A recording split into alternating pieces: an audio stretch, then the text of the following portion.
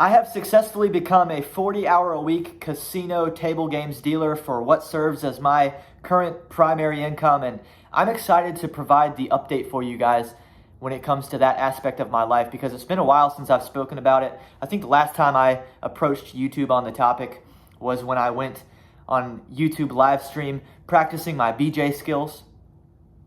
Obviously, I meant my blackjack skills, in case there was any question about what BJ stands for. During that time, I was still in school learning how to do this. Now I've spent some time and I've earned some money actually doing it for real in the casino, and I've seen enough things where I already feel very comfortable in what I'm doing. I'm obviously still so young in the industry, but I've seen a few things that make me feel like I've been around the block a little bit already. So some of those things include a man actively playing at my table, being kicked out, escorted out of the casino.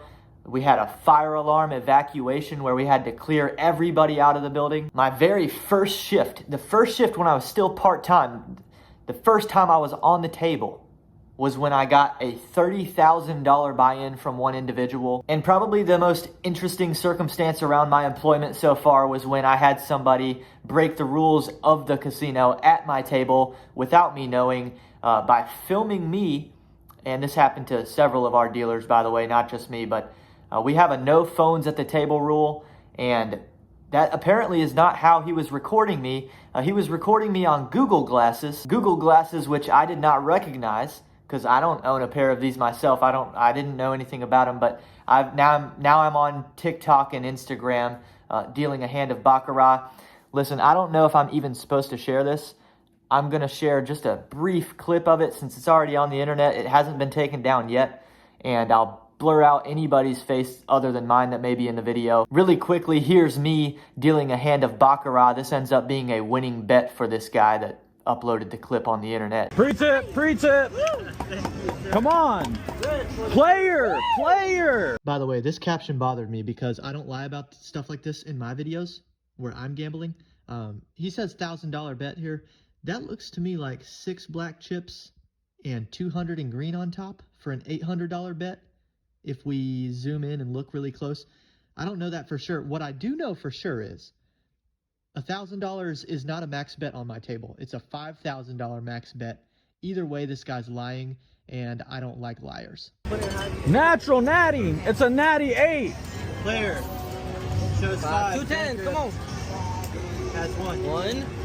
Come on. 7. Player.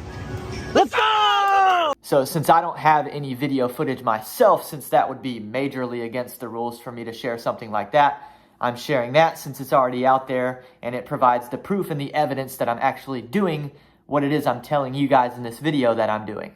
I do have 3 major portions of this video coming up. First, how I got started doing this in the first place, how to get started, sort of the school process portion of becoming a certified casino table games dealer for those interested. Let's talk about the money. Obviously, finance is not something I shy away on this channel from previous jobs I had before.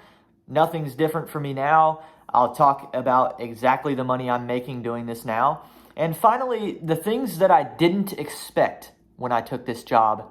That's how I'll wrap the video up. But first, let's talk about how I got started in the industry. It was kind of a random experience, sort of. I showed up at the casino with the intention to play. I was going to play on these digital blackjack machines they've got because my casino is a new construction. It's a startup, and they didn't have live table games yet. I popped into the casino one day, and I saw tables being set up. They weren't being used yet. They weren't ready yet, but the tables were on the floor. Checks were being installed on the table. They were doing everything to get the tables prepared. And I talked to one of the people and I said, "Are you guys hiring dealers? I mean, I don't have any experience, but I'll do whatever it takes." And that got me into their school. It's interesting how my casino has done it. I don't know if this is true everywhere. I took an 8-week class, technically through a community college. It's interesting though, because it's not the teachers, the professors are the people who work in my casino. They're the pit leaders. They're the floor managers of the casino itself. that are then additionally paid by the community college. And so I technically earned like community college credits earning my job. I think it's kind of interesting because like I always said, like there's no way I'm going back to school for anything. There's no reason that I want to go back to school. I used to say that though, thinking about like the way I meant that was I don't want to finish a 4-year degree. I dropped out of 4-year university in 2017, 2018 range. I did finish up my 2-year associate's degree at a community college, a different community college. That associate's degree has never directly led to me earning a dollar. That hasn't earned me a single job. That hasn't opened a single door for me. What's interesting is this certification through this second community college is the thing that I'm most pleased with having earned in my life. It's the thing that's made me the most valuable per hour that I've ever been. And I sort of embraced that opportunity through this second community college without even really knowing what I was getting into. I just knew I wanted a challenge in my life. I wanted something new to do. And I thought it'd be fun, and I thought that there was a chance I'd be good at it. This is my certificate. I'll blur out 1 or 2 names on here for their own privacy's sake, but this is what I think is cool. I don't care about my 2-year associate's degree. This is what I think is cool. I don't know for those of you potentially watching across the country or around the world, I don't know the situation everywhere. In my circumstance, I had to take this 8-week class unpaid. We're talking 5 days a week, 4 hours a day. Pretty significant investment of time. It's a pass-fail situation. Either you can do it or not. And if I did pass, I was guaranteed a part-time role at my casino. The 3 games that we learned in those first 8 weeks were blackjack, obviously, Mississippi stud, and 3-card poker. I had to learn a 4th game to earn my full-time status, which I now have. I immediately went into learning baccarat after I passed my 8-week audition, which earned me part-time. Baccarat was an additional 3-week class. Same deal, pass-fail at the end through the community college. That's what earned me full-time. Later, I ended up learning Ultimate Texas Hold'em as well. It only took me 1 or 2 hours to learn that game as well. So now I've got 5 deck of card casino games that I'm capable of dealing, and those are the 5 that we offer at the casino right now. So every deck of cards game that we have on the floor, I'm capable of dealing. By the way, here's another sort of behind the scenes video. This is what the school looks like. You've got a room with sort of a mock pit, practice tables. It's nothing super fancy, but good enough to get the job done. Good enough for hosting, a dozen or so people that want to learn how to deal cards. And then, of course, you got the famous fake dollar bills. We got counterfeit money all up in this place. I thought that was funny. I'd never seen so much counterfeit money than in our practice training facility. The question is, can anybody do this? Can just anybody do this? We're about to talk about the money that I've been making next. And that's what gets a lot of people into this, I think, from my observation so far, is especially in our casino circumstance, they've posted sort of what people should be expecting to make per hour, and it entices people.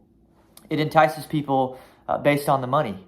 And that's not why I was intrigued to pursue the job. When I went into the casino and met the individual that gave me my opportunity that day, I had no idea of the income expectation at all. I didn't ask. Again, I just wanted the challenge. I wanted something to do. And I have a true love of the game. If you guys have watched my channel enough, I just like blackjack. I'm that into it. I think one problem is people saw the dollar per hour that my casino was promoting, and they wanted the job no matter what that job is. And I don't think this job necessarily is just for anybody. I don't think just anybody is capable of doing it. That's why there's a pass-fail situation at the end of the class. Not everybody passes. You got to have some self-awareness about whether or not this would be the best thing for you to do. So don't get caught up in the numbers I'm about to share. It's no guarantee, and I say that because I've seen people that I liked and cared about in my class not make it through. And it's because they probably can't do it. Not because they couldn't do it after 8 weeks, but probably because they just won't be able to do it. Since I passed Baccarat class and became full-time, I only had one check where I received a full-time income without benefits yet. I got benefits a month later, so then I started having money come out of my check.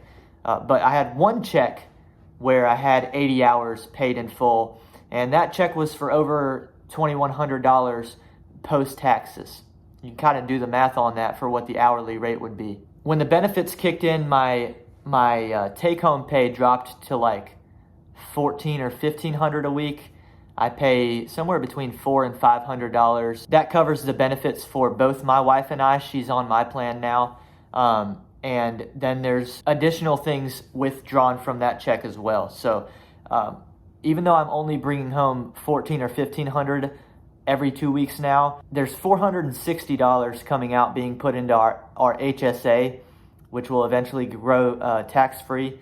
There's also another about $125 a check that gets matched in a 401k that will eventually provide value to me later in life, and is slowly growing my net worth as the days pass. So I think that's important to note, that when my take-home went down with the benefits, things behind the scenes are working to my advantage and sort of making up for the difference with the 5% 401k match and the HSA tax-free savings account growing. By the way, that's just straight up new to me. I've never had I've never earned my own health insurance before. I've never even, for the majority of my adult life, usually I haven't been even on a parent's plan. I'm not going to say that I haven't ever been, because I don't know if that would be true, but for the majority of my adult life, I've just gone without health insurance. It was kind of a risk that I took. My thought process was, this is the healthiest I'm ever going to be. This is the most important time of my life financially, because in your young 20s, the decisions you make early are so important, because really what I did between the ages of 20 and 30 are going to be the things that compound for the rest of my life. It's going to be a lot harder for me post 30 to make big decisions that make a huge impact before retirement. It really comes down to this age 20s time period of your life that you've really got to lock in and do things right. So I sacrificed health insurance as a risk just to save the money. Finally, we'll wrap with the things that I did not expect when accepting this job. And I think I might have thought that I knew more than I did, because I come from the gambler's perspective. But I've noticed that I have my way of gambling that it's not the way everybody else gambles. Previously, when I've gambled, I'm doing it on very small budgets compared to the wallets people bring to casinos. I'm also doing it less for entertainment than most people are doing it. A lot of people are doing it strictly for entertainment. I usually play the games with the intention to win, as silly as that might be. But that's how I play. It's caught me off guard as a dealer, the fact that there are people in the casino more than the 40-hour-a-week employees. There are people there are, customers, there are players that are there when I get there. They're there when I leave, and I'm sure they're there on my off days, because why would they not be? There are people that spend an entire 8-hour shift playing at my table. That's true of really any game. That can be true of 3-card poker, blackjack, baccarat, whatever. There are shifts where I leave a person at my table and the new shift comes in. And I come back the next day, 16 hours later, and that same person is still in the casino and they're wearing the same thing. I don't know what they're doing with those other 16 hours, but I know what I'm inferring based on that picture. These people are in there, man, and they're playing for a lot of money. And I don't really know where it's coming from. None of my business. Don't really care. But it amazes me, some people's realities out here that can do this with extraordinary consistency and just keep rebuying. That's something that I didn't expect. That what's true is and maybe this is not true of every casino either, but in our circumstance as a new build construction, we're in a temporary building right now. In our circumstance, by the way, we also don't have a lot of competition. There's no casino within an hour or two of where we are. So we've got a small region here that we don't really compete with anybody. So if you want to gamble, you come to us right now. There's about 20 to 30 core individuals in this casino that contribute enough to make it operate. I did not expect that. I didn't think that that's how these things worked. I also expected somewhere around 45% of players to have success at the tables. You think, well, there's a small casino edge in all of these games. If on any given blackjack hand, it's a 52 to 48 casino house edge, wouldn't that mean that 48% of players would walk away winning and 52 would walk away losing? It doesn't seem to work out that way. It doesn't seem to work out that way at all.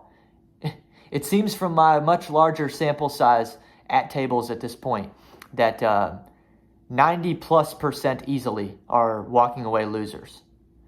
Now, the counter to that could be, yeah, but it depends how many sessions players are playing and how big their wins are. So if it changes the math, if the same player is losing and when they win, like me, they're doubling their bankroll. Like to me, a casino win would be I've doubled my bankroll. That's a great night. Like that's good enough for me to call it quits and try again the next day.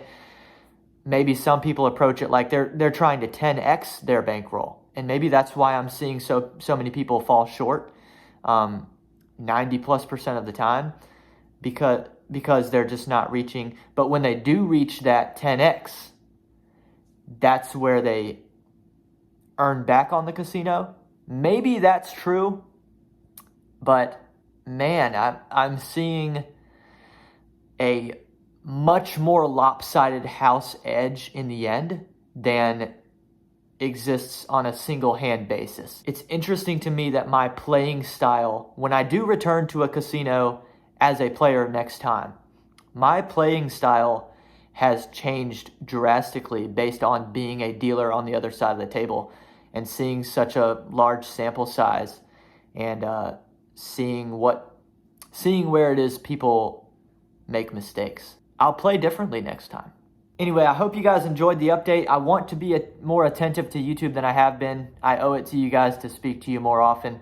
I've been dealing with some migraines in my personal time. It's been making it hard to work. I've been working through it in some circumstances, but what's odd about what I'm dealing with is they seem to fall on my off days a lot for whatever reasons. I guess my body just finally says, okay, you can deal with this now, and then I deal with it. And then I get over it, and it's time for me to go back through my 5-day-a-week work schedule again. It's kind of a terrible cycle that I'm on because it's taking away from my off days and my ability to do things creatively away from work that I want to do for me, my personal side hustles. I've got to figure that out. Anyway, that's not the point of the video, but the point is that I'm going to keep pouring a little bit more energy into my career, my new career, in 2025. In February and March of next year, I'll be taking the roulette class. What kind of ad is this? Formula One. I don't even know what that was trying to sell us, but whatever. I'll be taking 8 weeks in February and March out of 2025 as well to add roulette to the list of games that I'm able to deal for our casino. That's also going to make it hard during that period for me to pour into YouTube, but I still intend to. I really intend to, and I intend to have some updates and some a new project that I'm going to announce to you guys pretty soon. I hope you guys look forward to that. That might be the next time that I see you on Welty.